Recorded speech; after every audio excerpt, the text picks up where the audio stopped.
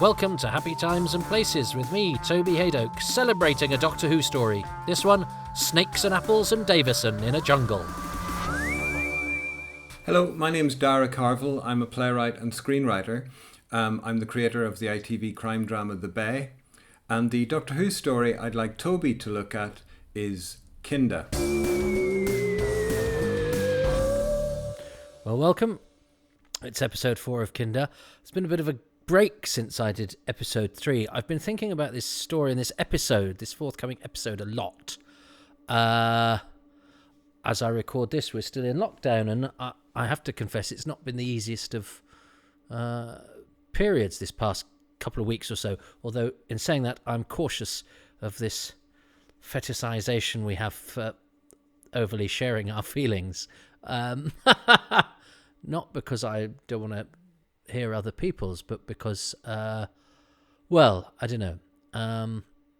This story is about mental health issues, so I suppose, I don't know. Look, let's just get into it. But I'm stumbling because I'm slightly conscious.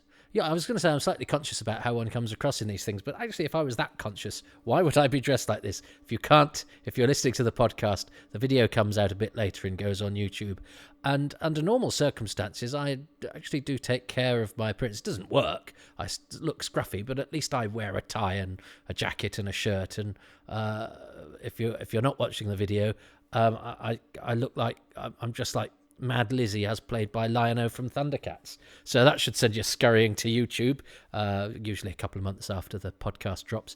But anyway, yes, I've approached this with a bit of trepidation, this one, but I need to do it because it needs to go out, because I've actually scheduled the first 3 episodes. So I will try not to be too serious or too sherry or too boring or too sincere, because this is a fun Doctor Who podcast, but it is an interesting story. It is Kinda. It is part 4. It has been chosen by Daragh Carville, fantastic writer, illustrious guest, thanks to him. And we're actually on the Blu-ray in 3, 2, 1, go. I actually pressed select on episode selection. Fact fans. So here we are. I hope you're doing okay. I've generally been okay in lockdown, but I have a jolly front, but it's hard earned. It's hard fought, shall we say? But I don't think that's. I don't. As I say,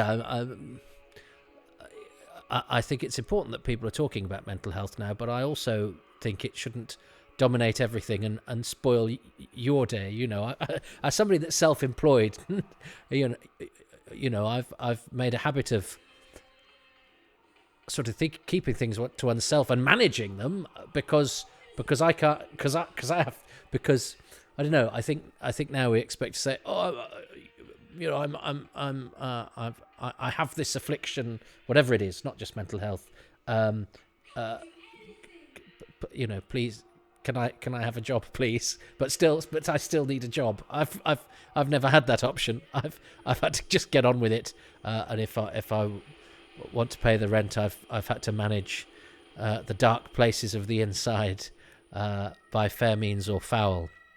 I have to say I've got quite a lot of dark places, and my insides have grown a bit in lockdown too. Anyway, what am I talking about? I think I'm talking about the fears of this story. It's clever. They manifest on the inside. They are manageable through by managing our own fears. I can't exactly remember what I've said for parts 1, 2, and 3, because it was, as I say, a couple of weeks ago. But this idea that you have nothing to fear but fear itself. That I'm actually worried about something coming up, just a job thing, just a professional thing. But I worry and I fret.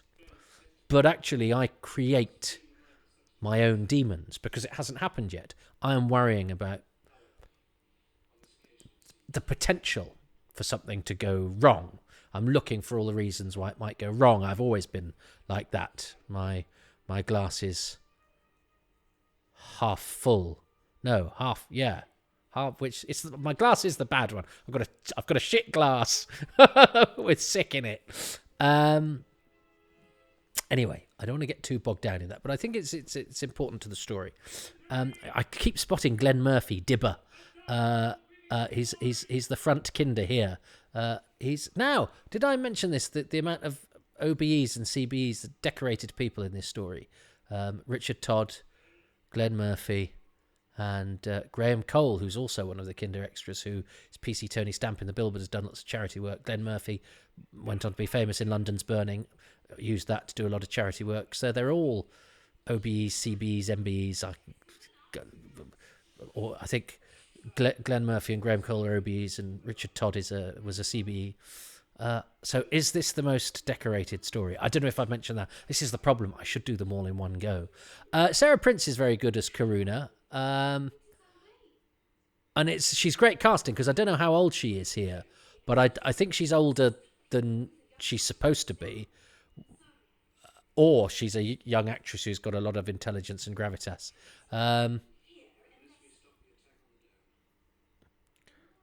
And this jungle is looking okay, but come on to me, just look at the. I can talk about this stuff. I think what's so clever about this is that it is, monsters from myths and legends are a projection of our own psychosis in a way.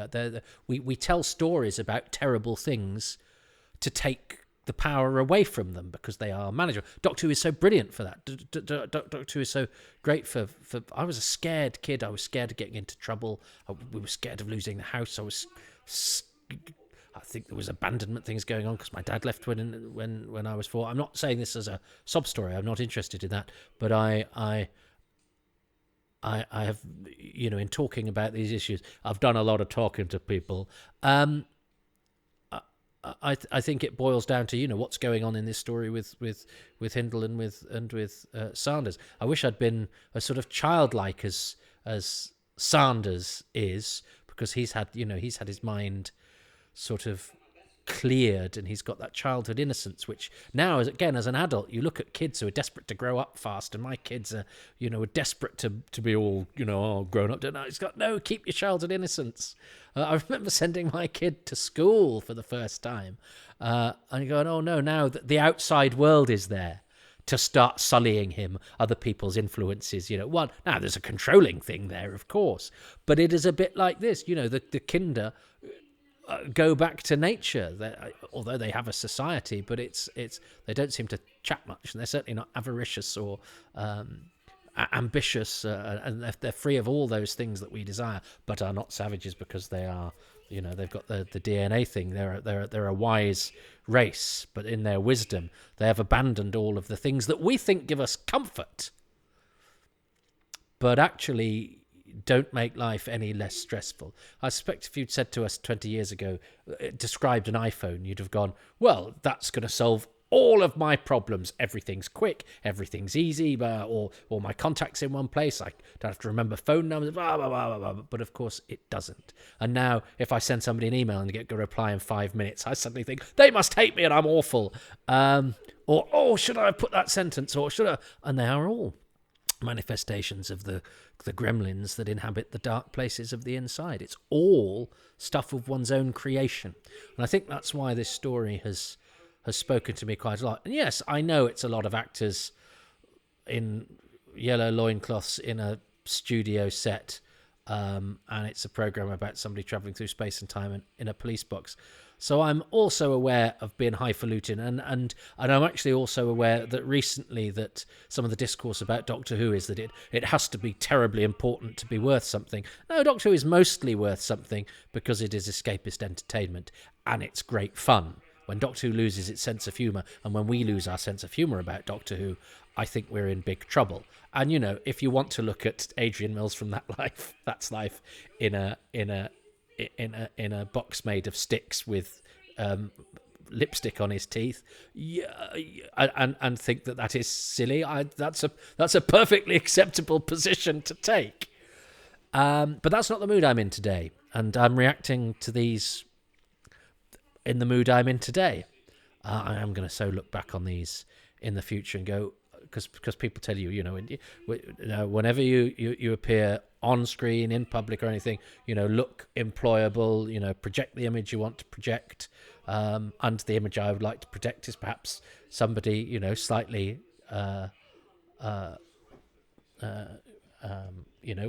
well presented, with a bit of elan, perhaps, dapper. But as I say, I look like somebody who's robbed a 1970s gym and hasn't had a proper haircut in 7 months. I wonder how that could be.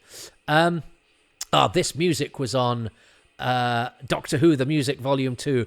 For many years, the only record I had. I remember buying it from Longleat House and thinking it would be like having the stories in my bedroom. And I quite like this track. A lot of that record baffled, frightened, and it irritated. Well, it didn't irritate me, but I wanted to like it far more than I actually did.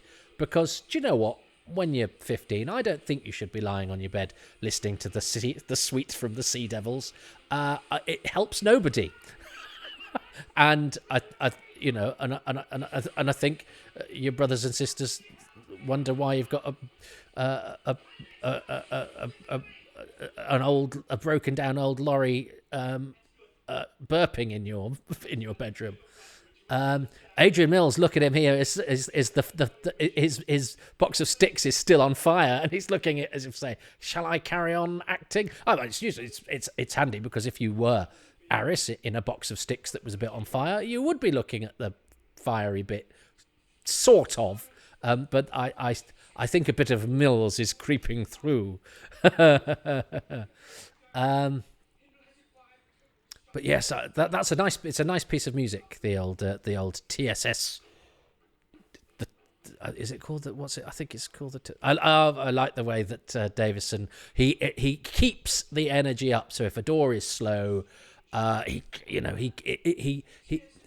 filters that into the character of the Doctor, and so then the Doctor is an impatient driver, and if the Doctor is, that impatient, it is obviously upping the jeopardy because he's, time is short. It's a clever thing. One, to make up for a shortcoming of building, doing stuff in a BBC studio with doors that move very slowly. But it's also a great character choice. I absolutely love these scenes coming up. I love the world that they've created in the show, and these scenes, of course, are about these people creating their old little world. It's a box in a box. It's a fictional world within a fictional world. And quite brave sunrise, you can see his sweat patches there as well. That's quite sort of brave and real. And he's very good. And Richard Todd's great. I love that sort of innocence that he gives, and it's sort of, it's almost a shame we didn't see all the more horrible Sanders at the beginning, because it's more of a contrast to what you can see in the uncut and in the scenes that are cut. And of course, talking of the cut scenes, they've had to cut scenes from episode 1 because it overran, and during Earthshock they've had to go, what have we got? Well, we've got 2 actors under contract here who are currently not in the other scenes of the story that are playing out. So what are they doing? They're telling each other what the audience knows in order to beef out the episode. A shame, but a neat get out of trouble.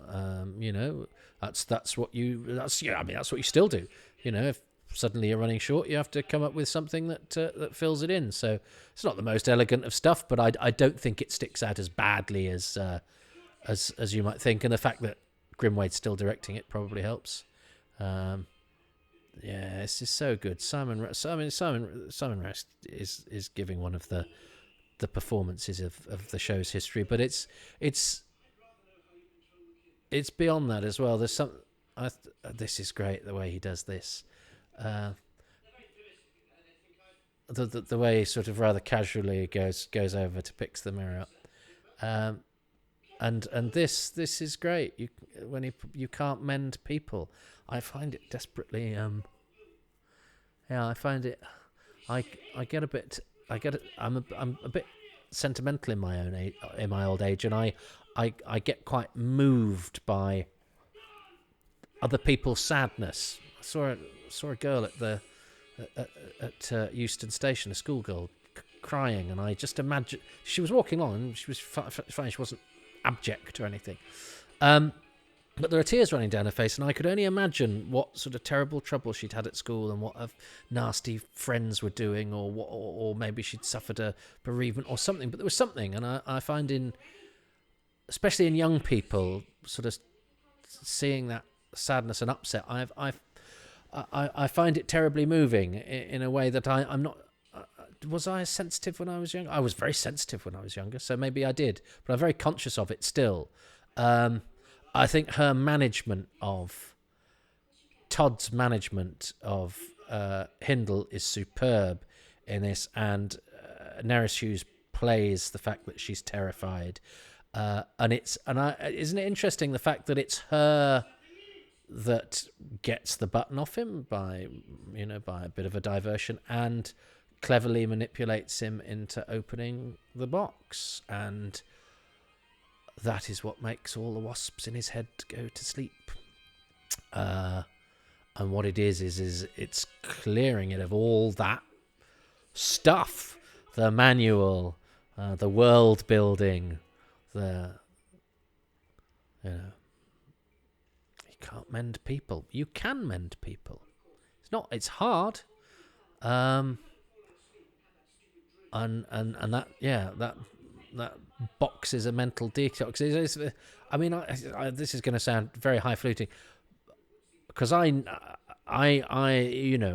think we all need something, which is why we have hobbies, which is why we have things that take our minds off things. I mean, we use that sentence, don't we? Because our minds, left to their own devices, play terrible tricks on us. They make Reg Ollis from the Bill appear in our heads, but they also, and like your physical body, they need exercise and stimulation in order for them not to, sort of start playing those tricks. If you make it, if you make the imaginative centers of your brain engaged in a story, or in the history of a television program, or the personalities of the people that make the show that you like, or other stories that are offshoots of the story that you're watching, or just getting lost in the story itself, that is all stuff that stops your mind going, yeah, you're not very good at stuff, or that thing tomorrow you're not looking forward to, that thing you did 20 years ago and you still see that look on that person's face that you're disappointed, all of that, so it's almost like when your mind is left to its own devices, if you're not too careful. So that's sort of counterintuitive, though, isn't it? Because then again, we have a lot of this technology and stuff to occupy our minds, but actually that feeds the snake as well. That feeds the beast as well. So have I just contradicted myself? It's interesting because, well, I suppose because I suppose the Kinder are connected to each other. And I suppose, with something like Doctor Who, you are connected to other people who share your passion. Unfortunately for us, there's Glenn Murphy from London's Burning getting his close-up. But I suppose you have to be connected with other people. There's Glenn Murphy again. He's Dibber in Trial of a Time Lord, everybody, and later went on to be a star in London's Burning. But this simple way of life actually says, well, take away the technology, but they still have the stories. So I suppose I'd have to watch, if I was to cleanse my mind and become one of the Kinder in order to find mental Shangri-La, mental calm, I'd have to watch Doctor Who via the medium of the trickster. Yeah, he'd just have to act them all out for me in his own special way. But I think Doctor Who is sort of is my box of jhana. Doctor Who is the thing that I go to lose myself in. Now I've seen the stories, but it's great when a Blu-ray comes out. It means I can watch a story, that I've only seen in bad quality before, say, or with new special effects, or just one I haven't seen for ages, or because it's got an extra documentary associated with it. There's something fresh that keeps it alive. But it's certainly the thing. And I pour myself. I do things like this. I write things. I research things. And I'm not trying to. I know I've said an awful lot there. It makes me sound like a rather egotistical young fellow, etc. But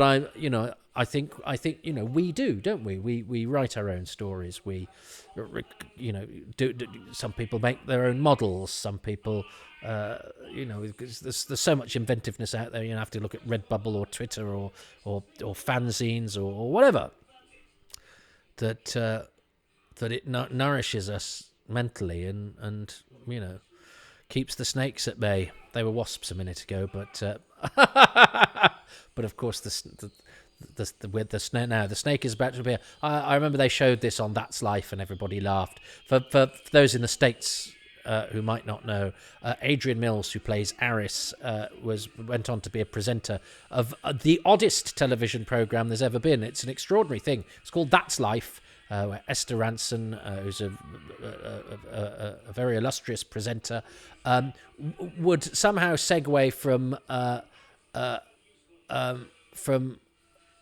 halitosis to amusing traffic wardens to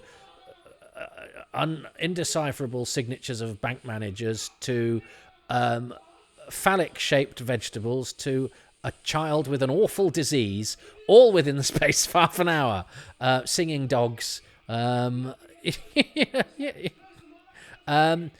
they showed this because there were always three sort of cohorts who were young male presenters who would sort of read out and do the funny voices. Oh, was he called Jerry Judge? He was that kinder there was a shot of. He was Johnny Depp's bodyguard at one point. So they showed this to shame Adrian Mills for his previous career as an actor. And so Kinder was never high on my list of stories I liked when I was younger, because I didn't understand most of it. That's Jerry Judge there, peeking out from behind. I think he was called Jerry Judge. Yeah, and he ended up being Johnny Depp's bodyguard. Died last year, the year before. I actually think that snake is not as bad as I remember. Now, again, maybe I'm getting older. I'm a bit less conscious. I'm not going to show this to my schoolmates and worry about what they think of it, because I no longer feel the need to make everybody watch Doctor Who and think it's the best thing ever. But I actually think it's quite a strong and it's got a lot of girth, but it's quite a hefty model. Is pink the right colour? Don't know. I think that was a brave choice. But I actually think it was a decent and Grimwade, didn't linger, treated the video slightly. I was dreading the snake. I think the CSO growing is a bit pony, but the actual full size snake was not too bad. Not as bad as I'd remembered. Still not going to be one of my things.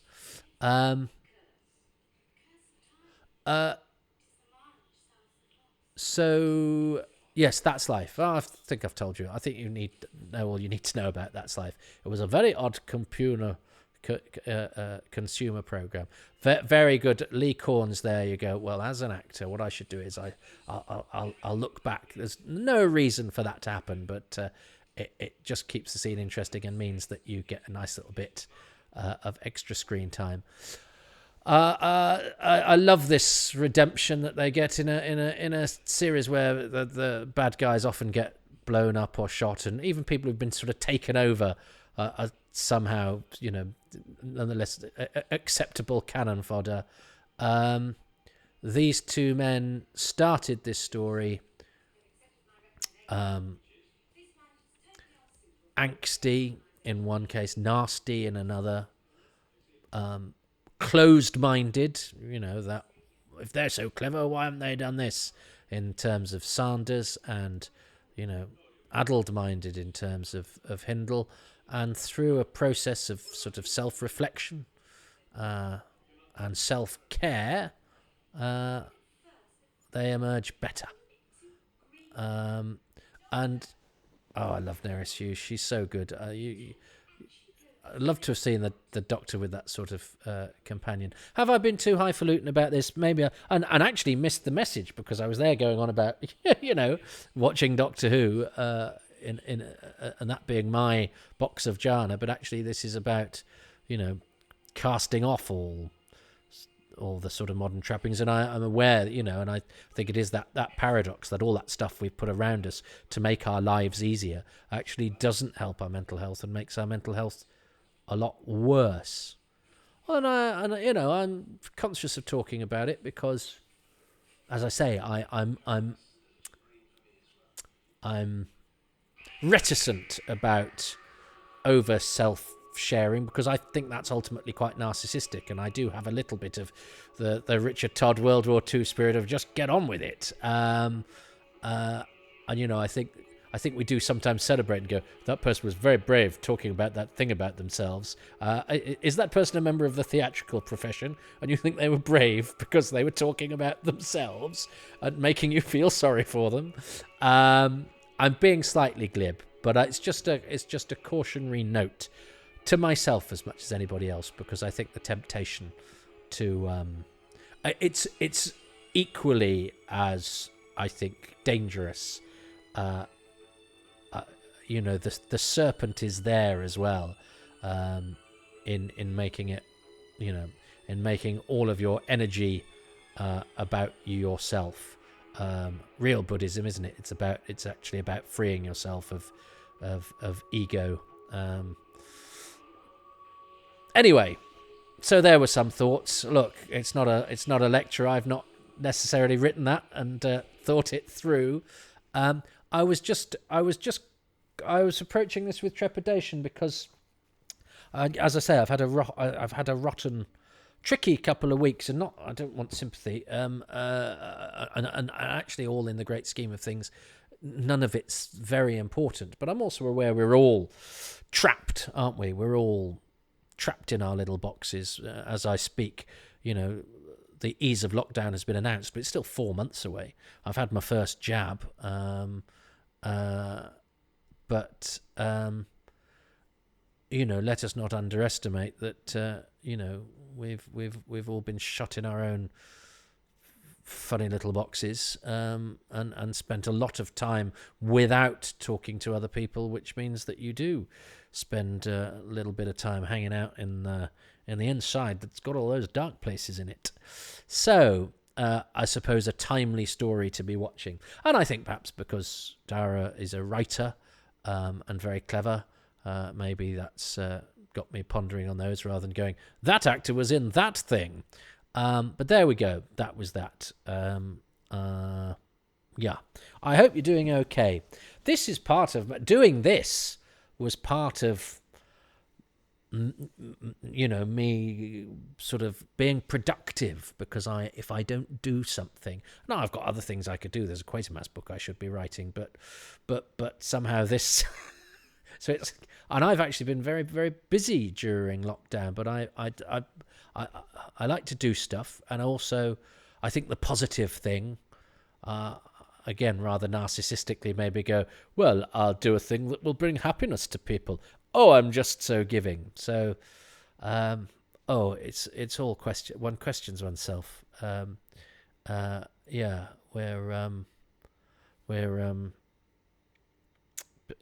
I think people who do comedy are very, very full of themselves, and I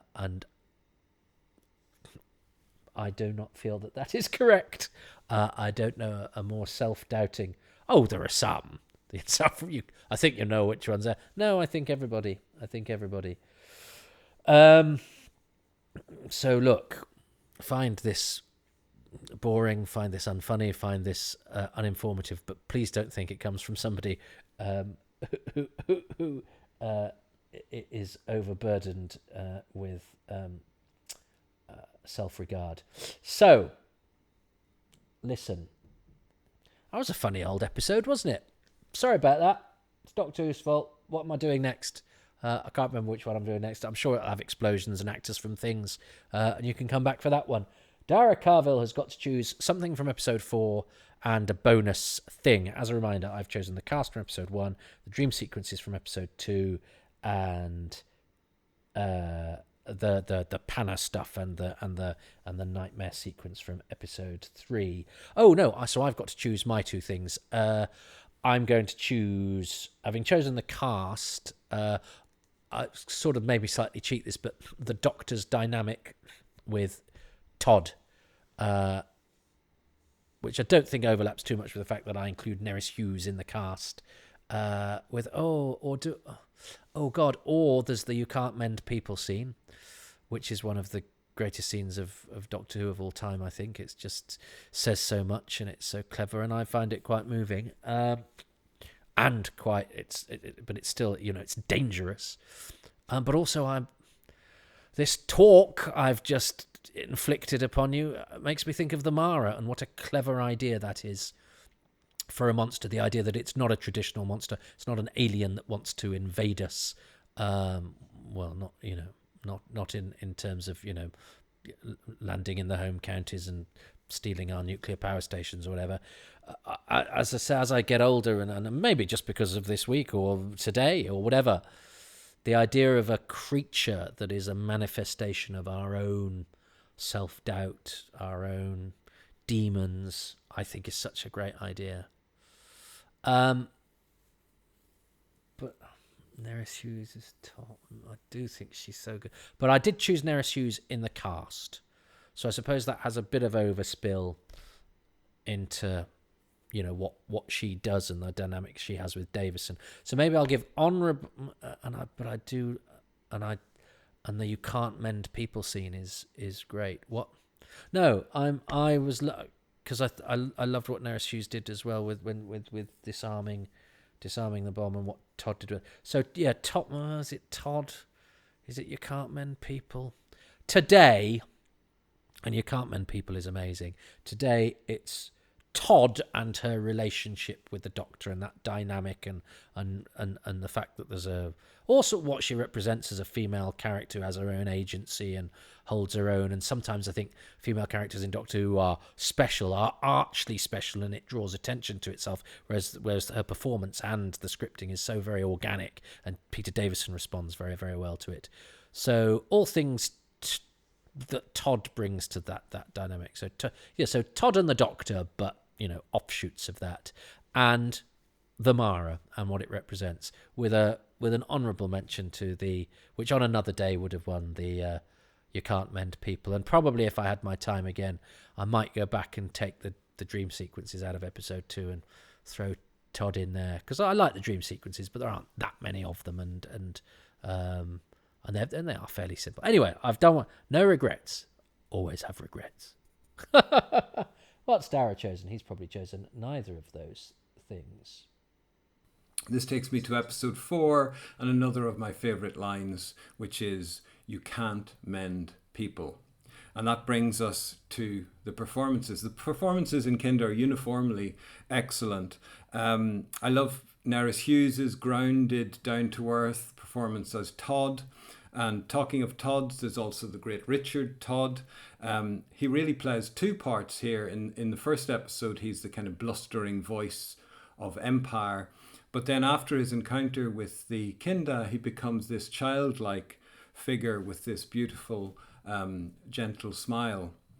And then, of course, there's Simon Rouse.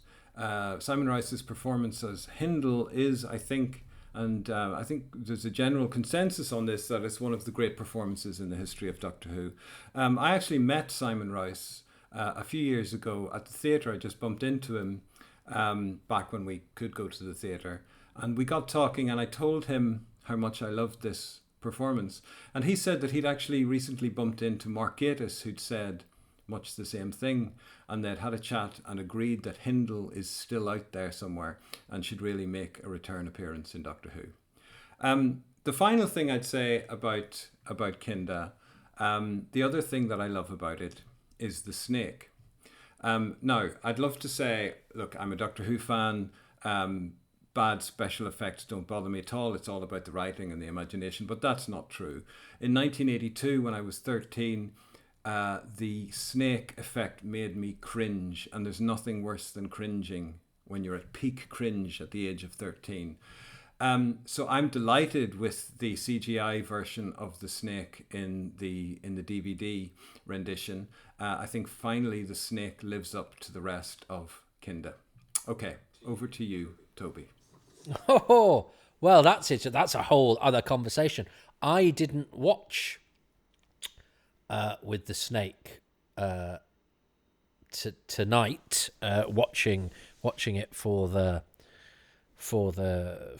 this commentary, but I have to say, unusually, because I normally go into these blind, I did actually watch part 4 in preparation for this because I was a bit worried about where I was going to go with it. And so I thought, well, I'll watch it with the snake. So my excuse will be I'm watching it with it so that when I do the commentary, I watch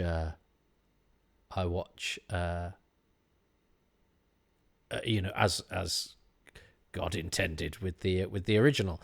But of course, because on the DVD, I think on the DVD there's some sort of glitch so that all the shots that there are alternative shots for, a little logo appears in the corner, and I think that was some sort of authoring error. So nice to see, pardon me, on the Blu-ray that I've seen it without a little film camera icon appearing in the corner. And I think they've done an absolutely superb job with the CGI snake. But I watched the original version tonight, and I actually thought the original snake was not too bad either. So was Dara's favourite thing there the CGI snake that wasn't in the version I watched? It's made it. I'm not sure I've got to grips quite with Dara's favorite things. I'm not sure I've got anywhere near any of them. Well, he did the cast, didn't he, for episode 4, and I'd done it for episode 1, and I don't know what the rule is for that. I think I get a point. I think I'm allowed a point for that, because I got nowhere near the poetry and the musicality and all the clever stuff that he did, which is what I love about this. He's a very successful TV writer, and he brought a very good storyteller's intellectual sensibility to a story that requires that. And I think maybe I've tried to be a bit clever in order to keep up, and perhaps I should have instead just tried to be funny as usual, because at least when you're trying to be funny and fail, at least you've got a song in your heart and a joke in your pocket, whereas when you try and be clever and fail, I think you just look like a prick. So I'm sorry about that. So there we go. Well, look, at least you had interesting and articulate thoughts from Daragh, who I thank, and let's wish him luck with Series 3 of The Bay that has been commissioned, and will capitalise on the success of Series 1 and 2, which, if you haven't seen, I think still on the ITV hub. Great cast in there. Great story, and set in Morecambe, where my other half is from. So, but that shouldn't be a deal breaker for you guys. But I'm so grateful that people like Daragh do that. As I say, I hope you guys are doing all right out there. Apology. Look, you get me dressed in tatty old gym gear and a cravat with. Oh God, I've got a Bjorn Borg blooming thing on. I've got a headband on as well. It reminds me of the Tony Hendra from Spinal Tap died this week, and it's one of my favourite lines where he says somebody's dressed as an Australian's nightmare, and I think if you could see this, you would see I'm dressed as an Australian's nightmare. But in a way, doesn't that show that one of the things that one of our manifestations of civilization that we worry about, how we look to other people? Although you could say actually that's more of a natural instinct, isn't it? Though it's an evolutionary thing. We have to make ourselves look attractive in order to propagate our our seed and our species, but particularly our strand of it. So perhaps I'm not being intellectual in looking like I've spent the night in a hedge in 1972, having stolen something off a scarecrow. Anyway, what am I saying? I'm either saying something very clever, or I've missed the point completely, or or I should just. Perhaps that's it. Perhaps I saw this as a way to talk loudly about the fact that this whole lockdown has been a bit mentally bothersome at times, and for me in the past week or so, and that this process of engaging with stuff is a way to heal that. But perhaps I've just spouted a load of old nonsense, and the real truth of it is that you can't mend people, and I'm just a cardboard man who's had his head pulled off. Oh well, look, this certainly wasn't paradise. I'll see you at the next one, which will probably be slightly more straightforward. Try stay out of the dark places. Take care.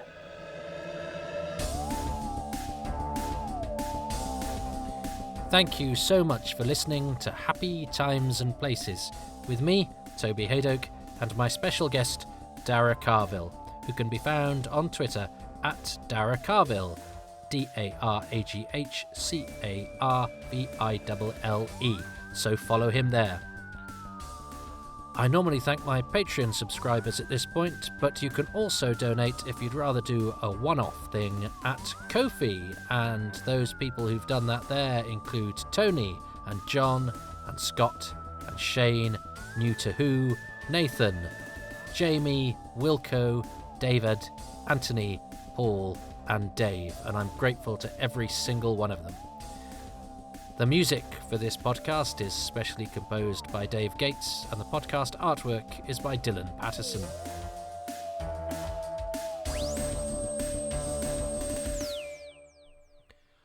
Yeah, so that's kofi.com/Toby Hadoke if you'd like to do the one-off donation, or you could subscribe on Patreon, as mentioned. There you get early releases, exclusive material, and all sorts of other goodies, including on some tiers a badge or two. That is at patreon.com/Toby Hadoke. Of course, I know times are trying financially and expect nothing.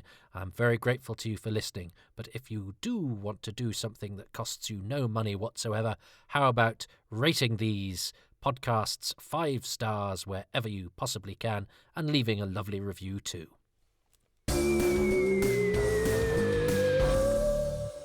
Don't forget to subscribe to the official Toby Hadoke YouTube channel, and do check out my website www.tobyhadoke.com.